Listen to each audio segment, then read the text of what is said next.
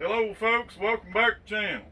Well, today we're back out in the greenhouse. We're going to have to apologize. We're going to shoot you the carrot planting video. But boy, the weather's been nasty here the last couple of days, so we're back in here. What we've done, we've went down to McAllister, Oklahoma, and bought some bunching onions. These are onion sets. So that's candy variety right there. We've got several. We like kind of mixing it up.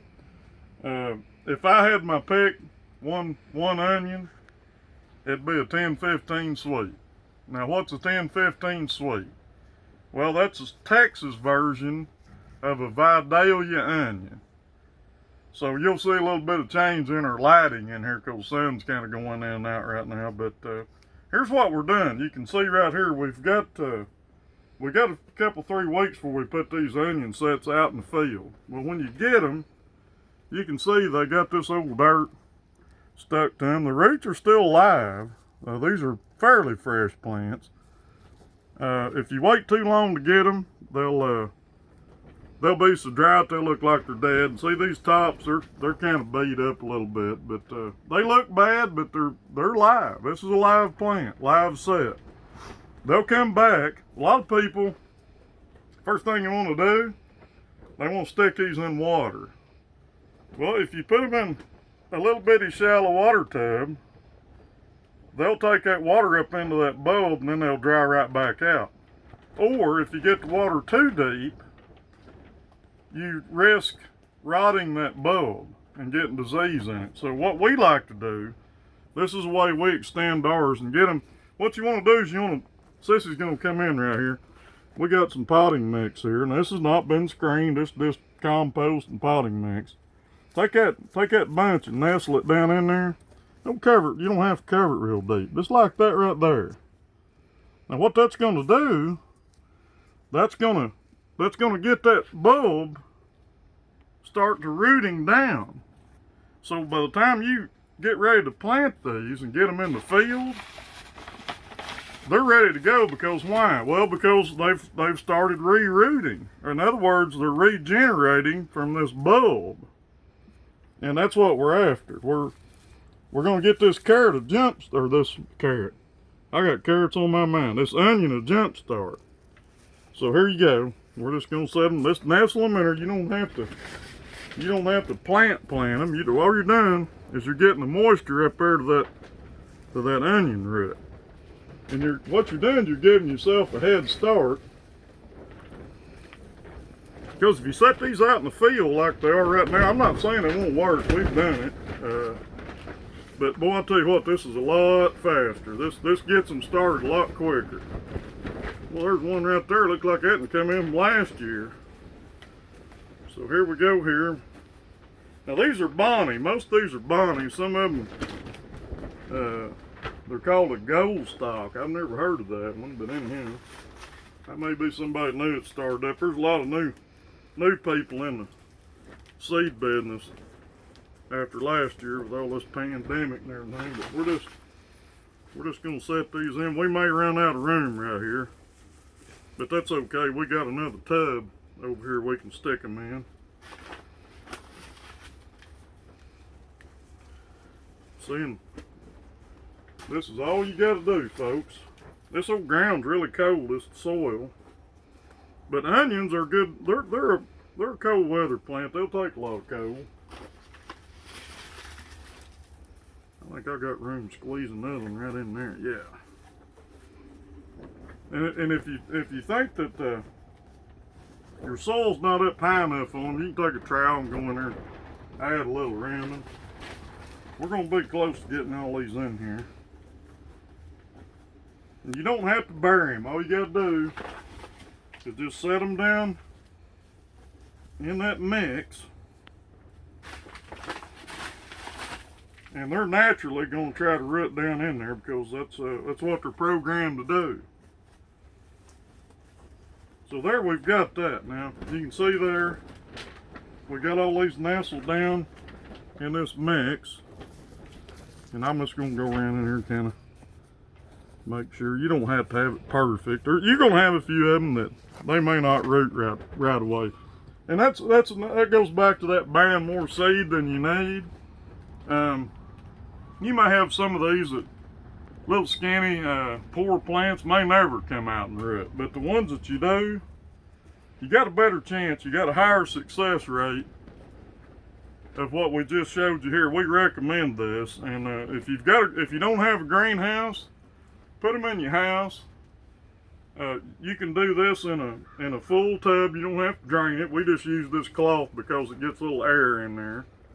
And like I say, you probably won't have to water it. If you do, it don't take much. They're not growing. All they're doing is rooting. And you'll see some of these tops, they'll start greening back up, and they'll start growing back out. So you can see, if you look here, if Sissy can pan in, you can see from this grower, they top these off. Well, they do that for a reason. If they didn't top these, they'd all have a bunch of dead tops on them. They'd look like you hit them with a blowtorch. But that's not a concern, because the energy of your onion is in that bulb right there. So if you've got a co-op, or you've got Walmart, or wherever you get these from, some of them treat them a little bit different. I've seen guys put them in the crates and hit them with water every day or two or whatever. If it's hot and dry, that's a good idea. But like this right here, this works every time to give you an early start on the onion. So we're going to move right here. Sissy's going to show you.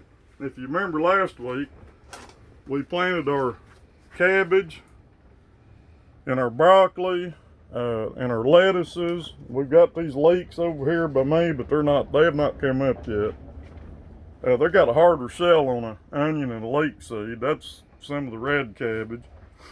And from what we're seeing right here, this looks like, folks, we got just about 100% germination rate on these, which is why, there again, you want to use really good seed. And if you give them half a chance, they're going to come out. They're going to come up, and they're going to get busy. Sissy, if you can come in right here somewhere. These little lettuces, they just look like little tiny 2 petals. That's the way lettuce usually comes up. They start out and they'll come up there and just sit there. But that's fine, as long as they start establishing a root system down in this medium. That's what you're after. So now we're moving over here. Here's some of our cheddar cauliflower. This is the yellow-headed variety, and they're looks like got about 100% germination on these. And then this is our synergy. That's the white, what you're accustomed to seeing in the grocery stores. That's pretty well one of your big high producing, the main crop, we'll say main crop. See, a lot of times you look in the seed catalog and it'll say main crop. That's, for instance, this Bolero carrot that we showed you last week. It's already grown another couple of inches, even through a bunch of this cloudy weather. But main crop means that's what you're going to depend on for the bulk of your year's sales, if you're into selling this stuff. And that's what most of your big producers, your monoculture farms, they call them, that's what they shoot for, is main crop varieties. We try to stagger ours. We try to do an early, mid-season, and a late. So if you look at Johnny's catalog, if you remember that culture, go down to the varieties, look at the days to maturity. Then you'll see that early, mid-season, or late. If you go on through this, for instance, Johnny's lettuces, it'll take you over. They've got a section on their lettuces that has a recommendation for field production, greenhouse production, or hydroponic production. So you can pick varieties that's best suited to the method you want to grow them. So any of them will grow in soil. I'm not saying you can't. But a lot of times lettuce, it's pretty delicate. You put it out in the field, especially in Oklahoma, it gets beat up. Flea beetles get it, and you get some pea-sized hail on it. Guess what? You got to go in there and mow it off and let it grow back out, because it's ruined all your growth. So that's why it's a good idea to grow under some kind of protection. If you don't have a greenhouse, don't sweat it. Put your raised beds in. You can put a little mini dome over these wick tubs and create a micro environment. That all works. In fact, you can even start them in little bitty. These, for instance, here's a 9 cell. You can put a little dome over that and have a little micro environment. Even the little 72 cell trays, a lot of these come with the clear dome on them. That's a good way to do it. You can get little inexpensive greenhouses if you want. That's, you know, I don't know. I got several sizes. You can go on the internet and look around, but they'll all work. That's the key to it, guys. You don't have to spend a ton of money to start a lot of seeds. Even these, a lot of times, Sissy and I will take these and put a clear piece of plastic on them. We'll stick a few toothpicks in and just raise that up a little. And what that does, it conserves your moisture. I mist watered all these with a hand water. Where'd it go? Where's that little hand water? Yeah. Here it is right here. I think Sissy ran out of water, but see, you can set this nozzle and you can just mist water these. That way you don't overwater them. There's a lot of times during this time of year, like we have here, an unheated greenhouse, that's where you get a lot of mold forming, you get dampening off when your temperature goes up and then it goes down overnight. And then it jumps up and goes down. That's where you get that. So if you overwater, you learn the hard way. Oh wow, I'll replant, now all my plants are dying. And sometimes you'll have spots that'll die, sometimes you'll have a whole tray that'll get wiped out. So if you kind of pay attention what's going on, use, like I say, a good inert soil mix. You usually can avoid all that. But that's all for today, folks. And we'll get with you sometime midweek. We're going to get those carrots in that bed in, and we'll be ready to go on that one.